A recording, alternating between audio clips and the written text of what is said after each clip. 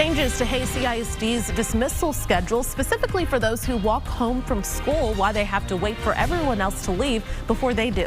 One of the hottest days ever observed in Central Texas today, but odds are increasing that the weather really changes next week. Coming up. Please, for more help are coming from Hawaii, what survivors are asking for as the death toll rises. We're learning more about the body found this morning on the Travis Early College High School campus. Thanks so much for joining us. I'm Jennifer Sanders. I'm Daniel Marin. Austin ISD sent a letter to parents letting them know it was an 11th grade student. District police confirmed the body of a young woman was found before other students arrived to the school. To the district's knowledge, no students encountered the body. School was canceled today so police could investigate. Classes will be canceled tomorrow as well. But the school will be open as a counseling center from 9 to noon for students and staff. And in the letter, the district also shared a list of resources for parents and for students. One of those includes the 24-hour National Suicide Prevention Lifeline number, and that number is 988. Starting today, all KXAN students who walk to school will now be the last to leave for the day, having to wait 25 to 45 extra minutes after dismissal. It's a new district-wide policy meant to be safer and more efficient. The district says it was partially in response to the death of a student at a nearby district last year who was hit by a car during drop-off.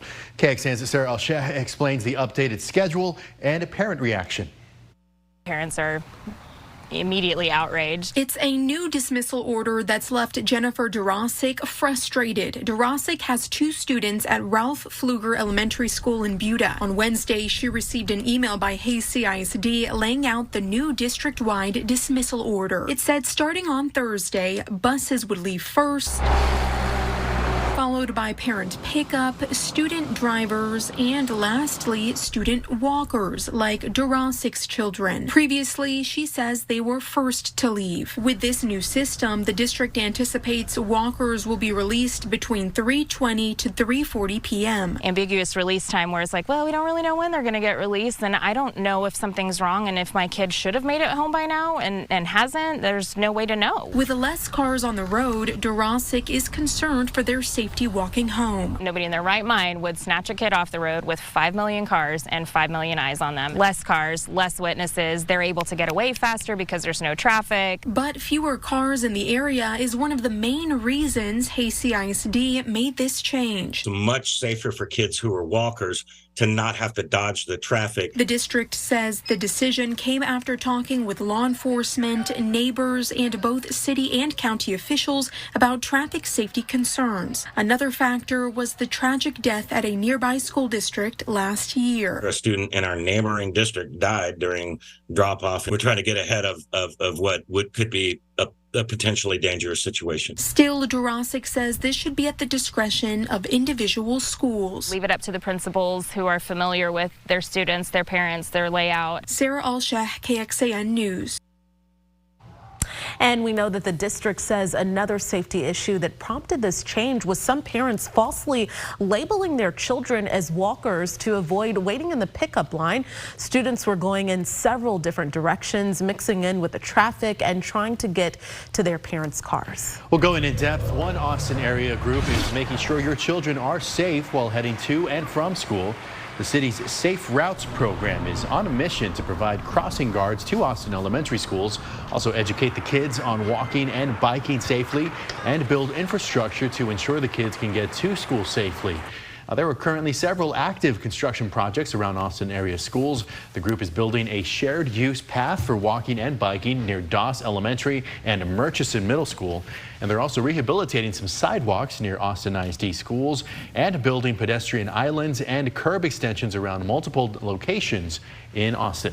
All right, David joining us now, and ERCOT is asking, David, everyone to voluntarily conserve energy until about 8 tonight due to these temperatures. Do we know if there's anything else really factoring into that? We said it was going to get worse before it gets better. It got worse. Temperatures have so far been the 4th hottest reading ever observed at the Austin airport. And this may be revised upward from 109 to 110 in the 6 o'clock update. So stay with us for that. This is an incredible temperature at Austin Bergstrom and obviously the hottest of the year so far.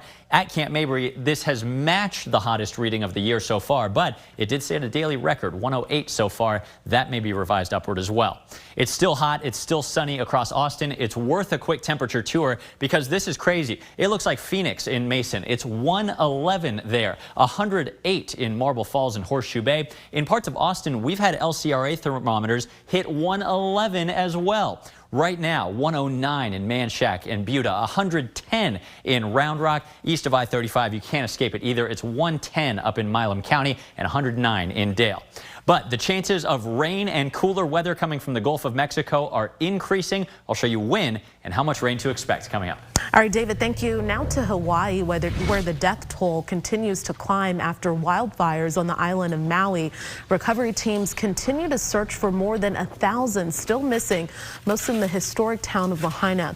Charred ruins is all that's left. More than 80% of the homes and buildings are gone, and survivors who escaped the firestorm are now making their way back, searching, like so many in Maui, for strength as well as hope. And the official death toll in Hawaii has surpassed 111 people. President Biden and the First Lady will travel to Maui on Monday to meet with survivors and first responders. As NBC's Bree Jackson reports, there is a lot of ground for those crews to cover. As the death toll from the Maui wildfires rises, the search for people and answers continues. And this is certainly a very complicated search environment. There is obviously a lot of debris. There's a lot of glass and still hot spots around the search area. FEMA has K9 teams helping to locate survivors and remains. The official cause of the deadly blazes remains under investigation. Federal and state leaders say reviews of the response are underway as calls for accountability grow. We didn't even realize that we have to evacuate. There was no warning. Where were you guys? No? Where were you guys to try and get us out, evacuate us? No, we're mad. We're mad. No, we didn't just lose our homes. We lost our town. President Biden sending this video message to help console those impacted. From the darkness and the smoke and the ash, we've seen the light of hope and strength. The president also praising the crews putting their lives on the line to fight the flames. He'll see the destruction for himself when he travels to Maui Monday. And provide that level of reassurance that he has directed the entire federal government to provide every resource that we have available to help this community recover. A recovery that will likely cost billions, but never replace the lives lost. In Washington, Bree Jackson, NBC News. And FEMA says so far it has provided nearly $3 million in assistance to help those impacted by the Maui fires. That includes money for rental assistance and temporary housing. And they're also working to provide longer-term housing for those who need it. Flames in flight, the airline engine that caught on fire mid-air, and what caused the malfunction. And on one of the hottest days so far, it's important to keep your animals safe. A dog in Central Texas is recovering after people saved him from these temperatures. How to keep this from happening to your pets and what could happen if you violate state law.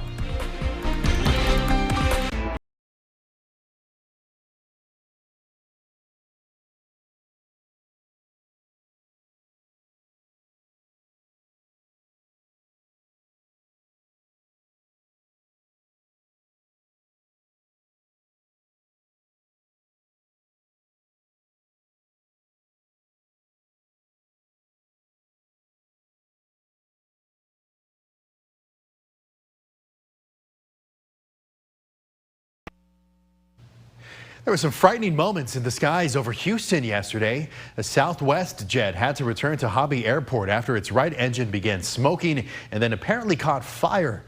Pilots on board Flight 307 bound for Cancun, Mexico returned to the airport and made a safe landing. The airline says the plane suffered a mechanical issue. The man who captured video on his cell phone said he noticed big black plumes of smoke coming out of the right engine and that the plane was shifting from side to side. He also said he was afraid the plane was going to crash. Southwest is one of the few major U.S.-based carriers to have never had a deadly crash. A sixth victim, a 56-year-old man, has died days after a house exploded in Pennsylvania. Officials are still trying to figure out what caused that explosion in the first place. Now, the exact cause and manner of death are still pending. Several homes were destroyed from the Saturday morning blast, and 2 people who were injured in the blast were treated and have since been released. Now, during the initial response, 57 firefighters were treated on the scene for minor issues. Well, while we wait on some relief coming from the Gulf of Mexico, we are also monitoring a rapidly intensifying Hurricane Hilary in the other ocean, the Eastern Pacific. Hilary is gaining intensity very quickly, expected to become a Category 4 storm, stronger than Hurricane Harvey was back in 2017. In a weaker state as it moves over cooler water, rare direct impacts are expected in Southern California this weekend. We'll talk about our tropical system when we come back.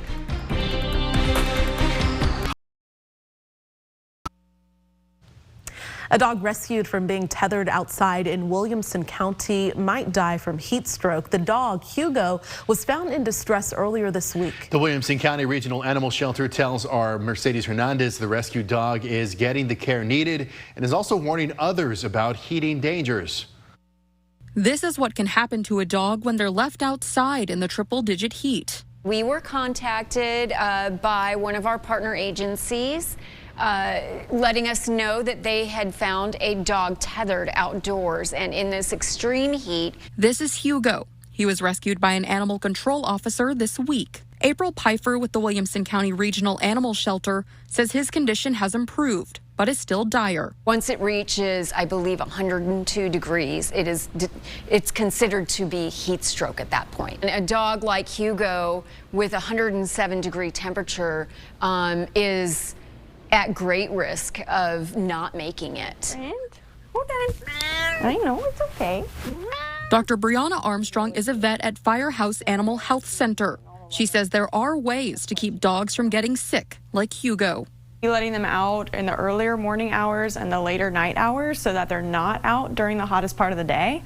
If they have to go out during that time, being with them so that they are only out there for a few minutes. Pfeiffer says heavy panting and dry spots like on the nose can also be a sign of overheating, and that there are legal protections for outside dogs in Texas. So the Safe Outdoor Dogs Act says that an animal can be outdoors and tethered, but they must be provided with fresh, clean water. They must have access to shades. She hopes his story will remind pet owners to take the heat seriously. In Williamson County, Mercedes Hernandez, KXAN News. And they say if Hugo makes a full recovery, it's likely he will enter one of the shelter's programs that would help him find a new home. And going in depth, it was in January of 2022 when the Safe Outdoor Dogs Act you've heard mentioned went into effect in the state of Texas. Under the new law, dogs must be protected from the elements and have a large enough shelter to be able to reposition themselves and be able to lie down fully. Their collars must fit them correctly, and they can't be restrained with a chain, have a restraint that's too short, or have a restraint with weights attached. Dogs also can't be restrained outside without someone nearby unless they have a suitable shelter, shade, potable water, and the ability to avoid standing water or their waste. Now, there are some exceptions, including for those shepherding, camping, or putting a dog in the back of a parked truck or tying them up during a temporary task. Violating the law could result in misdemeanor charges. All right, and we know, David, with this heat, this is something you preach. Make sure your animals are safe. It really just gets me. I mean, you wouldn't want to be outside all day, right? No. We shouldn't do the same to our animals. And this heat is largely going to continue for the next few days until a welcome change, which is looking more likely as of right now, early next week. For now, no change. This has actually been the hottest day of the year, and in some areas, the hottest day in a long time. It's 108 right now on the Lorenz and Lorenz 360 cam, 109 from Marble Falls out to Llano. We're still waiting on the official 6 p.m. high temperature, which sometimes gets bumped upward. But as I told you, it's been 108 so far in the city, 109 officially at the airport. The airport, that's a tie for their 4th hottest temperature ever. The drought monitor going in the direction that you could assume. Last week, here was the picture. Keep an eye as I change it. to this week. And notice D3 category expanding eastward. D4, the worst exceptional drought on the scale, now showing up. Soil can't get any drier than this in Jarrell and Georgetown, parts of Williamson County. We still have serious heat alerts in effect through 9 p.m. and again during the heat of the day tomorrow. We have never before had this many excessive heat warnings, almost 20 in Travis County so far this year. The previous record was 3 in a given year. And crazy temperatures continue overall through the coming weekend, so plan accordingly. But look at this graph. I wanted to show you this because it looks so great to see a big dip in temperatures and the first days under 100 in 45 days by that point in Austin next week. The reason could be coming from the tropics. Over the next 7 days, the National Hurricane Center hurricane specialists have labeled this big blob in the central and western Gulf with a now slightly higher 30% chance of tropical development. That means a tropical depression or something stronger. The depression the system rather that we're watching hasn't developed yet. It's just north of Puerto Rico and the Dominican Republic. Notice as we move the model forward, it stays very ragged and disorganized until this weekend as it emerges over the Gulf. It's still going to be kind of trucking westward, not a lot of time to get organized or to develop, but it certainly could, especially with that jet fuel hot water out in the Gulf, still sitting at record high temperatures. So this could be a tropical depression, could even be a tropical storm, unlikely to be a hurricane as it appears right now, and it could impact Texas next Tuesday and Wednesday. This is the European model, which is looking more and more optimistic, and it's certainly one of our best, if not the best model, but not all of our models are this optimistic. Some of them want to bring it down in South Texas. I like showing you this one, though, because it looks so promising, doesn't it? Overall, even though that model is not a guarantee, confidence has gone upward in getting some rain and some break from this awful heat wave next week. Over the next 7 days, accordingly, our partners at the National Weather Service have increased their forecast rain amounts. Hopefully, we all get something, 1/4 to 3/4 of an inch for many, maybe up to 1 inch, depending on the track of this system and whether it organizes or not. We'll keep you posted with updates every day. Trust me, we are watching this thing very closely. 78 degrees tonight with mostly clear skies and a light south wind. We've got that same southwesterly direction in the wind to start the day tomorrow. That's a blowtorch bumping us up to 108, near record highs for the day. After that, tying a record of 107 on Saturday, setting a record at the same temperature for the calendar day Sunday. Next week, look at this, a couple days below 100, a brief break from the triple-digit heat, and a 30% chance of rain and thunderstorms Tuesday and Wednesday. We are hoping to bump that rain chance up. We'll keep you advised. The search for a suspect who shot a Harris County deputy. What to do if you know who or where they are.